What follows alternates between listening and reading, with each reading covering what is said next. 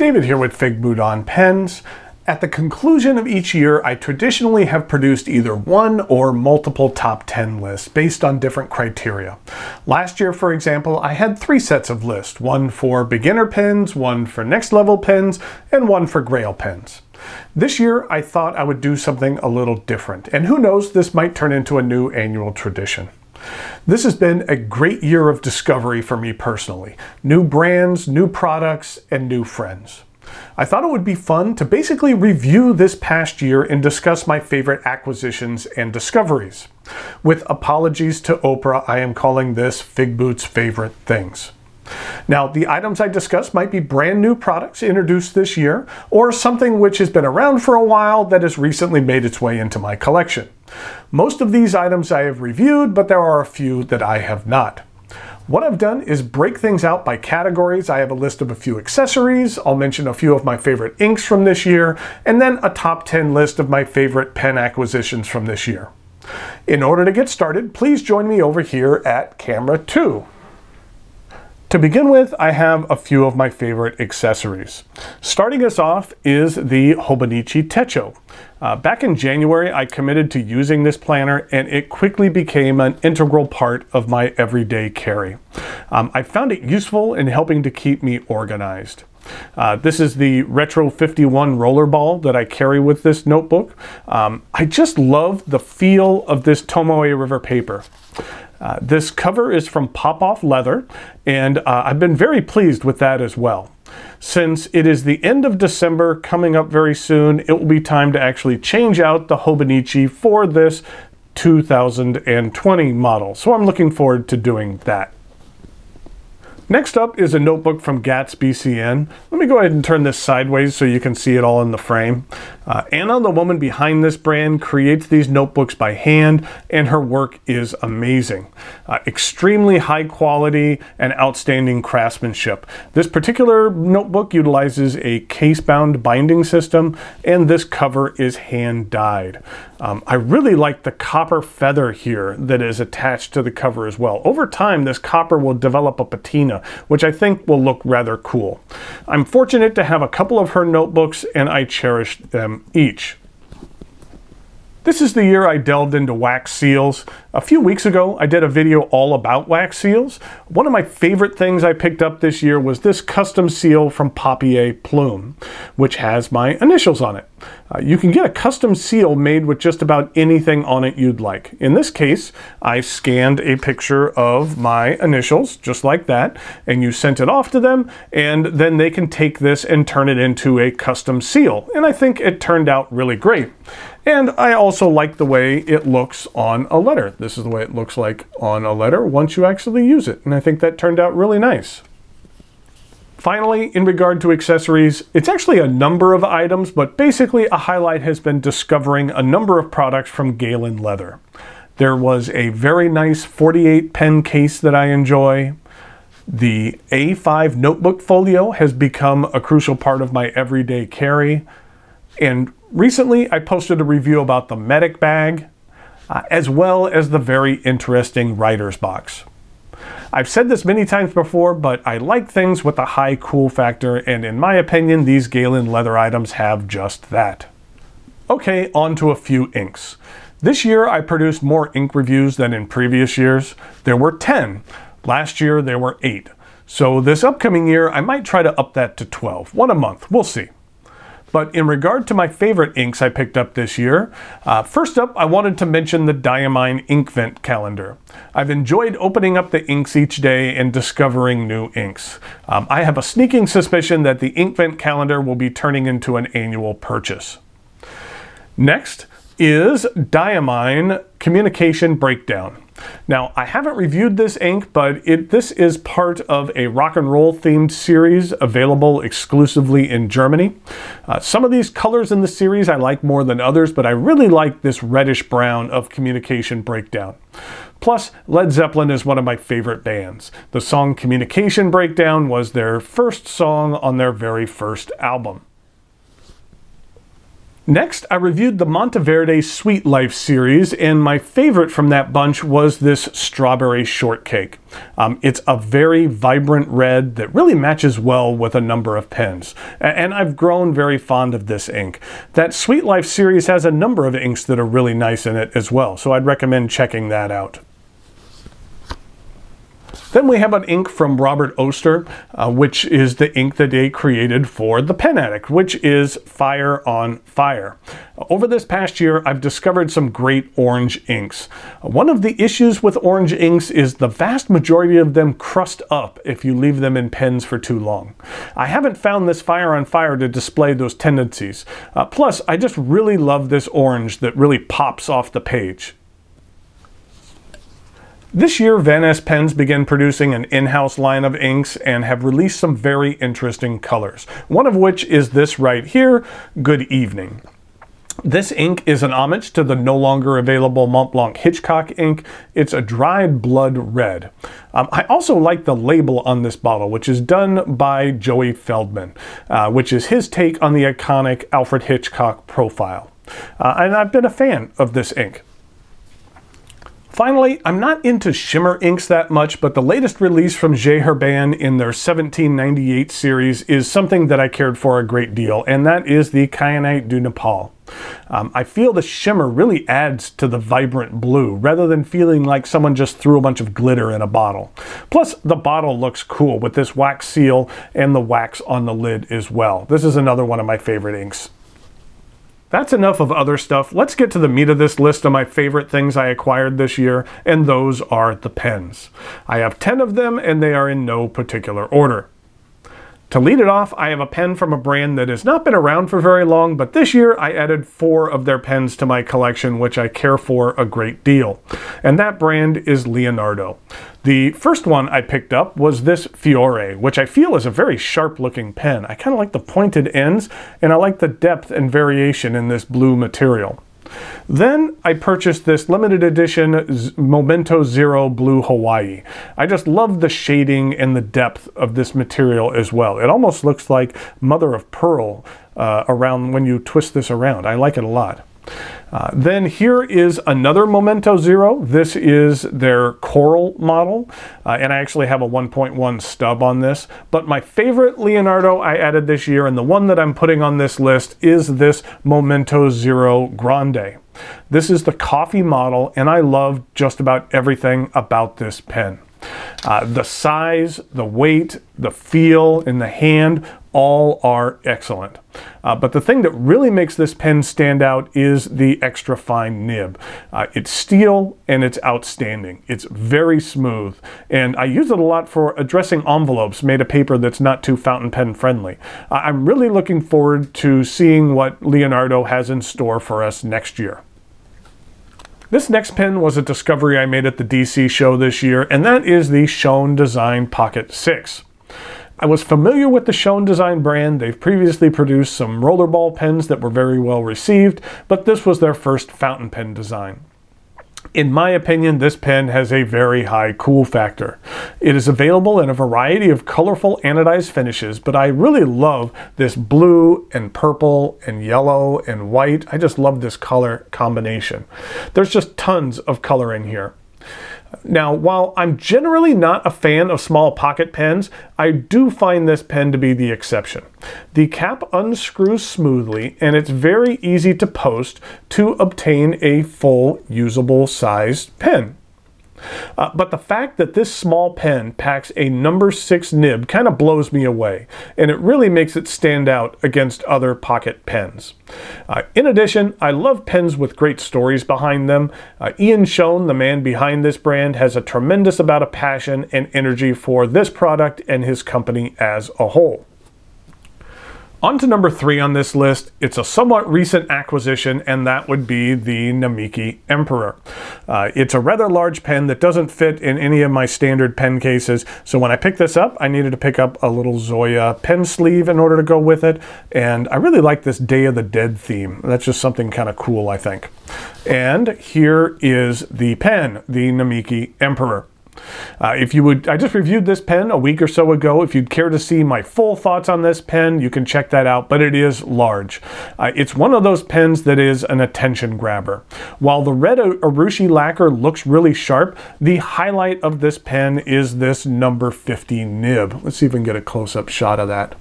This number 50 nib is outstanding.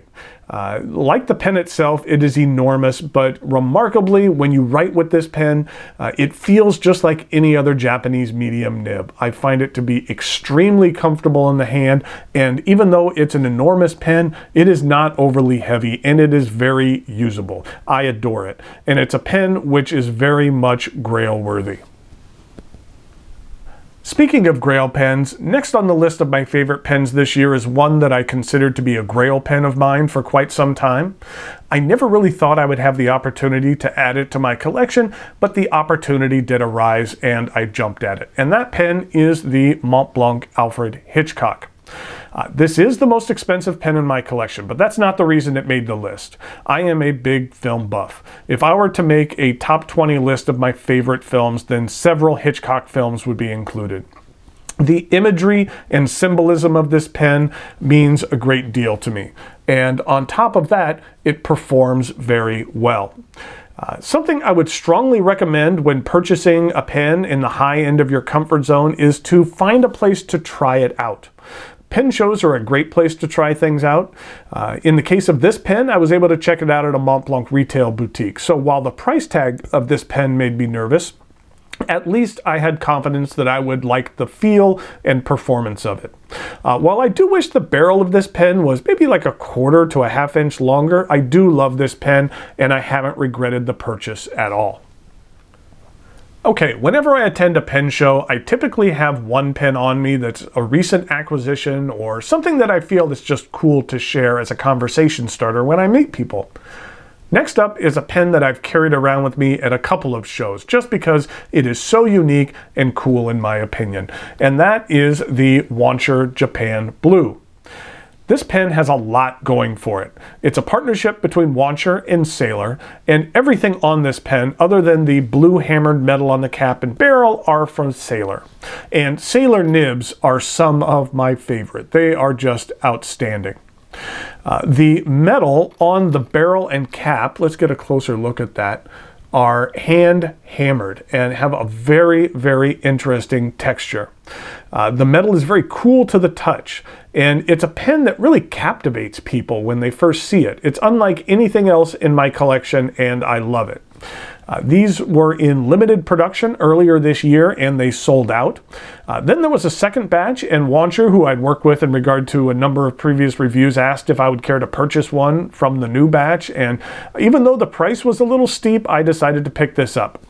Wonsher just released a new batch of these, and I'm not sure if they've sold out yet, but yes, I paid full retail price for this pen, and I have not regretted the purchase at all. It's a great partnership between two companies and a pen that I would highly recommend picking up if they are ever available again to purchase.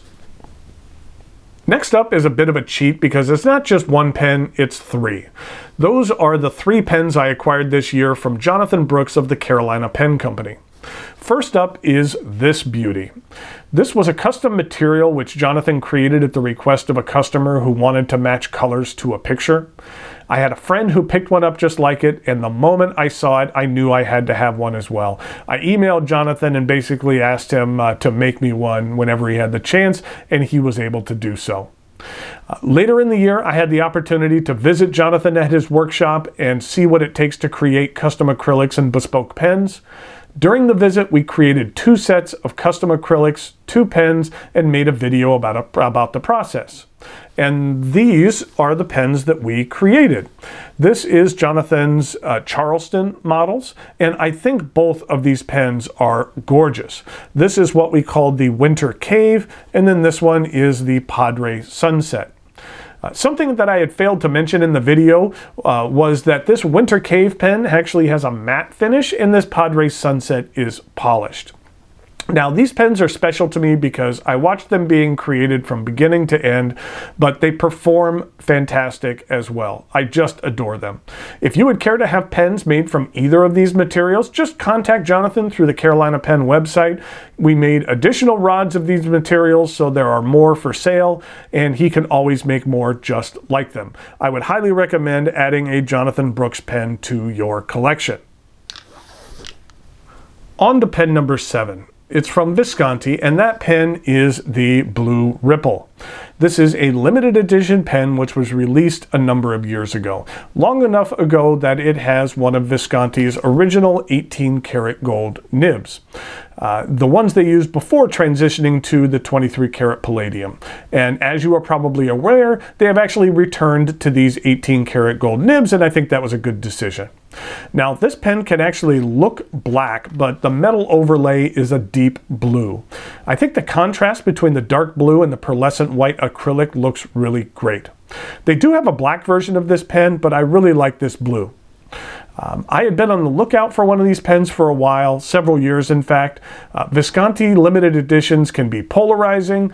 They're not for everyone, and there's plenty of them out there that don't match my personal taste, but I just love this model. I think it looks really sharp. It does have some heft to it. It's a fairly large pen, and the metal overlay adds to the weight a bit. I hadn't been looking that hard for this pen for a while, and retailers had long been sold out, but I happened to notice it was being offered on eBay by an international retailer who I purchased a number of pens from previously. The price was fair, and so I picked it up, and I've been very pleased with it. This nib on this pen is fantastic and writes like a dream. It's one of my favorite Visconti nibs in my collection. 3 more to go.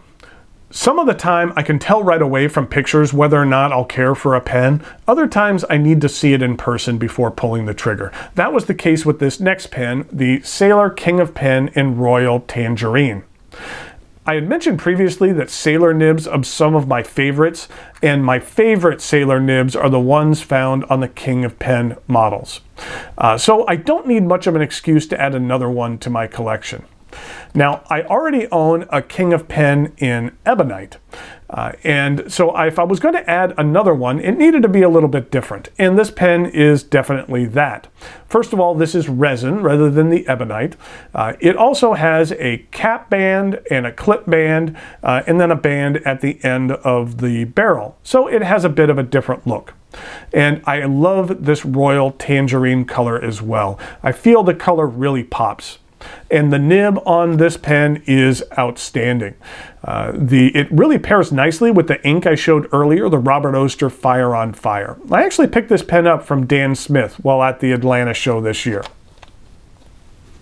Next up is a pen that I've yet to review, but I have really enjoyed. It's from Pineider, and it is the LeGrande Abelitza. This is the lapis blue model. I really like the bits of white that are blended into this blue material. I just think it adds a nice bit of color to this. And I also like the look of this feathered quill clip. This pen has a very unique capping mechanism. It caps with a magnet, so you can actually just pull it off just fine, but you can also twist it, and when you twist it, it kind of comes apart. It's a unique feeling, but it works very well. I love the looks of this nib as well, that it has these unique cut-ins on the side. While the section is a bit on the slick side, it's angled in such a way that I can maintain a decent grip on this pen. And you can actually get a fair amount of flex out of this nib as well. It's really a pleasure to write with. And I actually picked this pen up at Goulet Pens, and I've been happy with this purchase. There are some pens in my collection that I like, some that I love, but there are others that bring me a special level of joy that makes this hobby all worthwhile. The final pen on my list this year is something I feel is very special. It's from Pen 18111 and is the Pink Sakura. This is one of the most strikingly beautiful pens in my collection. And the process that goes into the making of these pens is fascinating. You can learn about it. I have a review of a different Pen 18111 model on my channel. I just love this pink. I love the flowers. And this cherry blossom roll stop is off the cool factor scale. I had picked up this pen right here, which is called the Night Sky Sakura, which is blue and then has the moon on it, at last year's DC show. And I had a hard time choosing between these two models. So this year at DC, when Yoshi, the gentleman behind Pen 18111, had one of these pink models at his table, I had to pick it up.